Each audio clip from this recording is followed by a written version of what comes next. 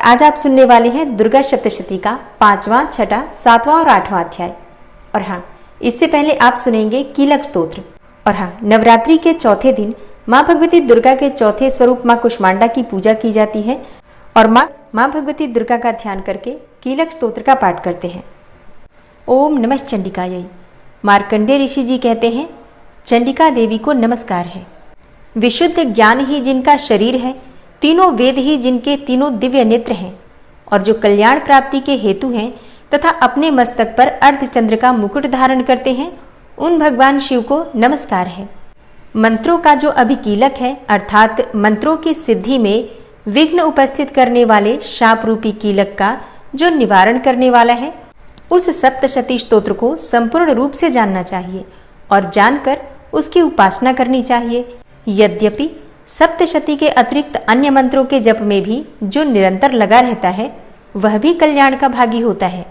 उसके भी उच्चाटन आदि कर्म सिद्ध होते हैं तथा उसे भी समस्त दुर्लभ वस्तुओं की प्राप्ति हो जाती है। तथापि जो अन्य मंत्रों का जप न करके केवल इस सप्तशती नामक स्तोत्र से ही देवी की स्तुति करते हैं, उन्हें स्तुति मात्र से ही सच्चिदानंद स्वरूपिणी देवी सिद्ध हो जाती हैं। उन्हें अपने कार्य की सिद्धि के लिए मंत्र, औषधि तथा अन्य किसी साधन के उपयोग की आवश्यकता नहीं रहती। बिना जप के ही उनके उच्चाटन आदि समस्त अभिचारिक कर्म सिद्ध हो जाते हैं। इतना ही नहीं, उनकी संपूर्ण अभिष्ट वस्तुएं भी सिद्ध हो जाती हैं। लोगों के मन में यह शंका थी कि जब केवल सप्तशती की उपासना से अथवा सप्तशती को छोड़कर अन्य मंत्रों की उपासना से भी समान रूप से सब कार्य सिद्ध होते हैं, तब इनमें श्रेष्ठ कौन सा साधन है? लोगों की इस शंका को सामने रखकर भगवान शंकर ने अपने पास आए हुए जिज्ञासुओं को समझाया कि यह सप्तशती नामक संपूर्ण स्तोत्र ही सर्वश्रेष्ठ एवं कल्याणमय है। तदनंतर भगवती चंडिका के सप्तशती नामक स्तोत्र को महादेव जी ने गुप्त कर दिया। सप्तशती के पाठ से जो पुण्य प्राप्त होता है, उसकी कभी समाप्ति नहीं होती, परंतु अन्य मंत्रों के जप से उत्पन्न पुण्य की समाप्ति हो जाती है। अतः भगवान शिव ने अन्य मंत्रों की अपेक्षा जो सप्तशती की ही श्रेष्ठता का निर्णय किया, उसे यथार्थ ही जानना चाहिए। अन्य मंत्रों का जप करने वाला पुरुष भी यदि सप्तशती के स्तोत्र और जप का अनुष्ठान कर ले, तो वह भी पूर्ण रूप से ही कल्याण का भागी होता है। इसमें तनिक भी संदेह नहीं है। जो साधक कृष्ण पक्ष की चतुर्दशी अथवा अष्टमी को एकाग्रचित्त होकर भगवती की सेवा में अपना सर्वस्व समर्पित कर देता है और फिर उसे प्रसाद रूप से ग्रहण करता है, उसी पर भगवती प्रसन्न होती हैं, अन्यथा उनकी प्रसन्नता नहीं प्राप्त होती। इस प्रकार सिद्धि के प्रतिबंधक रूप कील के द्वारा महादेव जी ने इस स्तोत्र को कीलित कर रखा है। जो पूर्वोक्त रीति से निष्कीलन करके इस सप्तशती स्तोत्र का प्रतिदिन स्पष्ट उच्चारण पूर्वक पाठ करता है, वह मनुष्य सिद्ध हो जाता है। वही देवी का पार्षद होता है और वही गंधर्व भी होता है। सर्वत्र विचरते रहने पर भी इस संसार में उसे कहीं भी भय नहीं होता। वह अपमृत्यु के वश में नहीं पड़ता तथा देह त्यागने के बाद वह मोक्ष प्राप्त कर लेता है। अतः कीलन को जानकर उसका परिहार करके ही सप्तशती का पाठ आरंभ करें। जो ऐसा नहीं करता, उसका नाश हो जाता है। इसलिए कीलक और निष्कीलन का ज्ञान प्राप्त करने पर ही यह स्तोत्र निर्दोष होता है और विद्वान पुरुष इस निर्दोष स्तोत्र का ही पाठ आरंभ करते हैं। स्त्रियों में जो कुछ भी सौभाग्य आदि दृष्टिगोचर होता है, वह सब देवी के प्रसाद रूप का ही फल है। अतः इस कल्याणमय स्तोत्र का सदा जाप करना चाहिए। इस स्तोत्र का मंद स्वर से पाठ करने पर स्वल्प फल की प्राप्ति होती है और उच्च स्वर से पाठ करने पर पूर्ण फल की सिद्धि होती है। अतः उच्च स्वर से ही इसका पाठ आरंभ करना चाहिए। जिनके प्रसाद से ऐश्वर्य, सौभाग्य, आरोग्य, संपत्ति, शत्रुनाश तथा परम मोक्ष की भी सिद्धि होती है, उस कल्याणमयी जगदम्बा की स्तुति मनुष्य क्यों नहीं करते। कीलक स्तोत्र संपूर्ण हुआ और अब आप सुनेंगे दुर्गा सप्तशती का 5वां, 6वां, 7वां और 8वां अध्याय। ऋषि कहते हैं, पूर्व काल में शुंभ और निशुंभ नामक असुरों ने अपने बल के घमंड में आकर सचिपति इंद्र के हाथों से तीनों लोकों का राज्य और यज्ञ भाग छीन लिए। वे ही दोनों सूर्य, चंद्रमा, कुबेर, यम और वरुण के अधिकार का भी उपयोग करने लगे। वायु और अग्नि का कार्य भी वे ही करने लगे। उन दोनों ने सब देवताओं को अपमानित, राज्य भ्रष्ट, पराजित तथा अधिकारहीन करके स्वर्ग से निकाल दिया। तब उन दोनों महान असुरों से तिरस्कृत देवताओं ने अपराजिता देवी का स्मरण किया और सोचा, जगदम्बा ने हम लोगों को वर दिया था कि आपत्ति काल में स्मरण करने पर मैं तुम्हारी सब आपत्तियों का तत्काल नाश कर दूंगी। यह विचार कर देवता गिरिराज हिमालय पर गए और वहां भगवती विष्णु माया की स्तुति करने लगे। देवता बोले, देवी को नमस्कार है, महादेवी शिवा को सर्वदा नमस्कार है, प्रकृति एवं भद्रा को प्रणाम है। हम लोग नियम पूर्वक जगदम्बा को नमस्कार करते हैं। रौद्रा को नमस्कार है, नित्या, गौरी एवं धात्री को बारंबार नमस्कार है। ज्योत्सनामयी, चंद्र रूपिणी एवं सुख स्वरूपा देवी को सतत प्रणाम है। शरणागतों का कल्याण करने वाली वृद्धि एवं सिद्धि रूपा देवी को हम बारंबार नमस्कार करते हैं।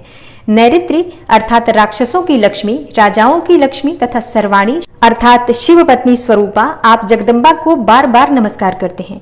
दुर्गा, दुर्गपारा, दुर्गम संकट से पार उतारने वाली, सारा अर्थात सबकी सारभूता, सर्वकारिणी, ख्याति, कृष्णा और धूम्रा देवी को सर्वदा नमस्कार है। अत्यंत सौम्य तथा अत्यंत रौद्र रूपा देवी को हम नमस्कार करते हैं। उन्हें बारंबार हम प्रणाम करते हैं। जगत की आधारभूता कृति देवी को बारंबार नमस्कार है। जो देवी सब प्राणियों में विष्णु माया के नाम से कही जाती हैं, उनको नमस्कार है। उनको नमस्कार, उनको बारंबार नमस्कार है। जो देवी सब प्राणियों में चेतना कहलाती हैं, उनको नमस्कार, उनको नमस्कार, उनको बारंबार नमस्कार है। जो देवी सब प्राणियों में बुद्धि रूप से स्थित हैं, उनको नमस्कार, उनको नमस्कार, उनको बारंबार नमस्कार है। जो देवी सब प्राणियों में निद्रा रूप से स्थित हैं, उनको नमस्कार, उनको नमस्कार, उनको बारंबार नमस्कार है। जो देवी सब प्राणियों में क्षुधा रूप से स्थित हैं, उनको नमस्कार, उनको नमस्कार, उनको बारंबार नमस्कार है। जो देवी सब प्राणियों में छाया रूप से स्थित हैं, उनको नमस्कार, उनको नमस्कार, उनको बारंबार नमस्कार है। जो देवी सब प्राणियों में शक्ति रूप से स्थित हैं, उनको नमस्कार, उनको नमस्कार, उनको बारंबार नमस्कार है। जो देवी सब प्राणियों में तृष्णा रूप से स्थित हैं, उनको नमस्कार, उनको नमस्कार, उनको बारंबार नमस्कार है। जो देवी सब प्राणियों में शांति रूप से अर्थात क्षमा रूप से स्थित हैं, उनको नमस्कार, उनको नमस्कार, उनको बारंबार नमस्कार है। जो देवी सब प्राणियों में जाति रूप से स्थित हैं, उनको नमस्कार, उनको नमस्कार, उनको बारंबार नमस्कार है। जो देवी सब प्राणियों में लज्जा रूप से स्थित हैं, उनको नमस्कार, उनको नमस्कार, उनको बारंबार नमस्कार है। जो देवी सब प्राणियों में शांति रूप से स्थित हैं, उनको नमस्कार, उनको नमस्कार, उनको बारंबार नमस्कार है। जो देवी सब प्राणियों में श्रद्धा रूप से स्थित हैं, उनको नमस्कार, उनको नमस्कार, उनको बारंबार नमस्कार है। जो देवी सब प्राणियों में कांति रूप से स्थित हैं, उनको नमस्कार, उनको नमस्कार, उनको बारंबार नमस्कार है। जो देवी सब प्राणियों में लक्ष्मी रूप से स्थित हैं, उनको नमस्कार, उनको नमस्कार, उनको बारंबार नमस्कार है। जो देवी सब प्राणियों में वृत्ति रूप से स्थित हैं, उनको नमस्कार, उनको नमस्कार, उनको बारंबार नमस्कार है। जो देवी सब प्राणियों में स्मृति रूप से स्थित हैं, उनको नमस्कार, उनको नमस्कार, उनको बारंबार नमस्कार है। जो देवी सब प्राणियों में दया रूप से स्थित हैं, उनको नमस्कार, उनको नमस्कार, उनको बारंबार नमस्कार है। जो देवी सब प्राणियों में तुष्ट रूप से स्थित हैं, उनको नमस्कार, उनको नमस्कार, उनको बारंबार नमस्कार है। जो देवी सब प्राणियों में माता रूप से स्थित हैं, उनको नमस्कार, उनको नमस्कार, उनको बारंबार नमस्कार है। जो देवी सब प्राणियों में भ्रांति रूप से स्थित हैं, उनको नमस्कार, उनको नमस्कार, उनको बारंबार नमस्कार है। जो जीवों के इंद्रिय वर्ग की अधिष्ठात्री देवी एवं सब प्राणियों में सदा व्याप्त रहने वाली हैं, उन व्याप्ति देवी को बारंबार नमस्कार है।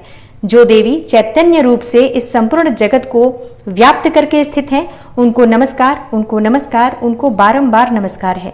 पूर्व काल में अपने अभिष्ट की प्राप्ति होने से देवताओं ने जिनकी स्तुति की तथा देवराज इंद्र ने बहुत दिनों तक जिनका सेवन किया, वह कल्याण की साधन भूता ईश्वरी हमारा कल्याण और मंगल करें तथा सारी आपत्तियों का नाश कर डालें। उद्दंड दैत्यों से सताए हुए हम सभी देवता जिन परमेश्वरी को इस समय नमस्कार करते हैं तथा जो भक्ति से विनम्र पुरुषों द्वारा स्मरण किए जाने पर तत्काल ही संपूर्ण विपत्तियों का नाश कर देती हैं, वे जगदम्बा हमारा संकट दूर करें। तब ऋषि कहते हैं, हे राजन, इस प्रकार जब देवता स्तुति कर रहे थे, उस समय पार्वती देवी गंगा जी के जल में स्नान करने के लिए वहां आई। उन सुंदर भौहों वाली भगवती ने देवताओं से पूछा, आप लोग यहाँ किसकी स्तुति करते हैं? तब उन्हीं के शरीर कोश से प्रकट हुई शिवा देवी बोली, शुंभ दैत्य से तिरस्कृत और युद्ध में निशुंभ से पराजित हो यहाँ एकत्रित हुए ये समस्त देवता यह मेरी ही स्तुति कर रहे हैं।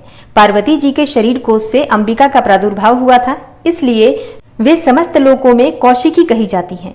कौशिकी के प्रकट होने के बाद पार्वती देवी जी का शरीर काले रंग का हो गया, अतः वे हिमालय पर रहने वाली कालिका देवी के नाम से विख्यात हुई।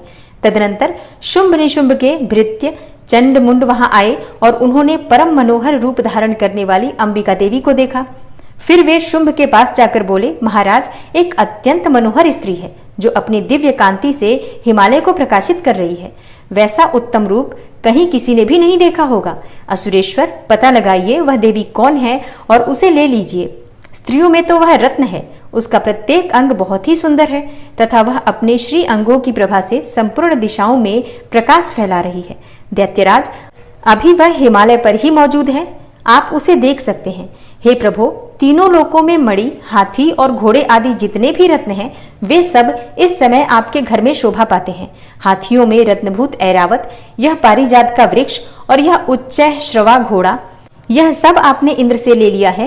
हंसों से जुता हुआ यह विमान भी आपके आंगन में ही शोभा पाता है। यह रत्नभूत अद्भुत विमान जो पहले ब्रह्मा जी के पास था, अब आपके यहाँ लाया गया है। यह महापद्म नामक निधि आप कुबेर से छीन लाए हैं और समुद्र ने भी आपको किंजलकिनी नामक माला भेंट की है जो केसरों से सुशोभित है और जिसके कमल कभी कुम्हलाते नहीं हैं। सुवर्ण की वर्षा करने वाला वरुण का छत्र भी आपके घर में ही शोभा पाता है तथा यह श्रेष्ठ रथ जो पहले प्रजापति के अधिकार में था, अब आपके पास मौजूद है। हे दैत्येश्वर, मृत्यु की उत्क्रांतिदा नाम वाली शक्ति भी आपने छीन ली है तथा वरुण का पाश और समुद्र में होने वाले सब प्रकार के रत्न आपके भाई निशुंभ के अधिकार में है और अग्नि ने भी स्वतः शुद्ध किए हुए 2 वस्त्र आपकी सेवा में अर्पित किए हैं। दैत्यराज, इस प्रकार सभी रत्न आपने एकत्र कर लिए हैं, फिर जो यह स्त्रियों में रत्न रूप कल्याणमयी देवी है, इसे आप क्यों नहीं अपने अधिकार में कर लेते? ऋषि कहते हैं, चंडमुंड का यह वचन सुनकर शुंभ ने महादैत्य सुग्रीव को दूत बनाकर देवी के पास भेजा और कहा, तुम मेरी आज्ञा से उसके सामने ये बात कहना और ऐसा उपाय करना जिससे प्रसन्न होकर वह शीघ्र ही यहाँ आ जाए। तब वह दूत पर्वत के अत्यंत रमणीय प्रदेश में जहाँ देवी मौजूद थी गया और मधुर वाणी में कोमल वचन में बोला। दूत बोला, हे देवी, दैत्यराज शुंभ इस समय तीनों लोकों के परमेश्वर हैं। मैं उन्हीं का भेजा हुआ दूत हूँ और यहाँ तुम्हारे ही पास आया हूँ। उनकी आज्ञा सदा सब देवता एक स्वर से मानते हैं, कोई उनका उल्लंघन नहीं कर सकता। वे संपूर्ण देवताओं को परास्त कर चुके हैं। उन्होंने तुम्हारे लिए जो संदेश दिया है उसे सुनो। संपूर्ण त्रिलोकी मेरे अधिकार में है, देवता भी मेरी आज्ञा के अधीन ही चलते हैं। संपूर्ण यज्ञों के भागों को मैं ही पृथक पृथक भोगता हूँ। तीनों लोकों में जितने भी श्रेष्ठ रत्न हैं, वे सब मेरे ही अधिकार में हैं। देवराज इंद्र का वाहन ऐरावत जो हाथियों में रत्न के समान है, मैंने छीन लिया है। क्षीर सागर का मंथन करने से जो अश्वरत्न उच्च श्रवा प्रकट हुआ था, उसे भी देवताओं ने मेरे पैरों पर पड़कर समर्पित किया है। हे सुंदरी, उनके सिवा और भी जितने रत्नभूत पदार्थ देवताओं, गंधर्वों और नागों के पास थे, वे सब मेरे पास ही आ गए हैं। हे देवी, हम लोग तुम्हें संसार की स्त्रियों में रत्न मानते हैं, अतः तुम हमारे पास आ जाओ, क्योंकि रत्नों का उपभोग करने वाले हम ही हैं। चंचल कटाक्षों वाली हे सुंदरी, तुम मेरी या मेरे भाई महापराक्रमी निशुंभ की सेवा में आ जाओ, क्योंकि तुम रत्न स्वरूपा हो।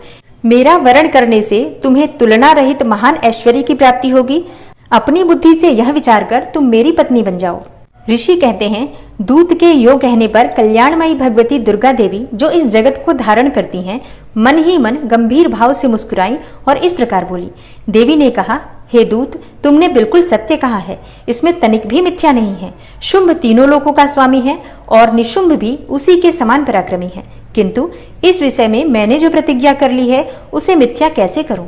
मैंने अपनी अल्प बुद्धि के कारण पहले से जो प्रतिज्ञा कर रखी है उसे सुनो। जो मुझे संग्राम में जीत लेगा, जो मेरे अभिमान को चूर्ण कर देगा तथा संसार में जो मेरे समान बलवान होगा, वही मेरा स्वामी होगा। इसलिए शुंभ तथा महादैत्य निशुंभ स्वयं ही यहाँ पधारे और मुझे जीतकर शीघ्र ही मेरा पाणी ग्रहण कर ले। इसमें विलंब की क्या आवश्यकता है? दूत बोला, हे देवी, तुम घमंड से भरी हो, मेरे सामने ऐसी बातें न करो। तीनों लोकों में कौन ऐसा पुरुष है जो शुंभ और निशुंभ के सामने खड़ा हो सके? हे देवी, अन्य दैत्यों के सामने भी सारे देवता युद्ध में नहीं ठहर सकते, फिर तुम अकेली स्त्री होकर कैसे ठहर सकती हो? जिन शुंभ आदि दैत्यों के सामने इंद्र आदि सब देवता भी युद्ध में खड़े नहीं हुए, उनके सामने तुम स्त्री होकर कैसे जाओगी? इसलिए तुम मेरे ही कहने से शुंभ और निशुंभ के पास चली जाओ। ऐसा करने से तुम्हारे गौरव की रक्षा होगी, अन्यथा जब वे केश पकड़कर घसीटेंगे तब तुम्हें अपनी प्रतिष्ठा खोकर जाना पड़ेगा। तब देवी ने कहा, तुम्हारा कहना ठीक है, शुंभ बलवान है और निशुंभ भी बड़े पराक्रमी है, किंतु क्या करूं, मैंने पहले बिना सोचे समझे प्रतिज्ञा कर ली है। अतः अब तुम जाओ, मैंने तुमसे जो कुछ कहा है वह सब दैत्यराज से आदरपूर्वक कहना, फिर वे जो उचित जान पड़े करें। इस प्रकार श्री मार्कंडेय पुराण में सावर्णिक मनवंतर की कथा के अंतर्गत देवी महात्म्य में देवी दूत संवाद नामक 5वां अध्याय पूरा हुआ। अब आप सुनेंगे दुर्गा सप्तशती का 6वां अध्याय।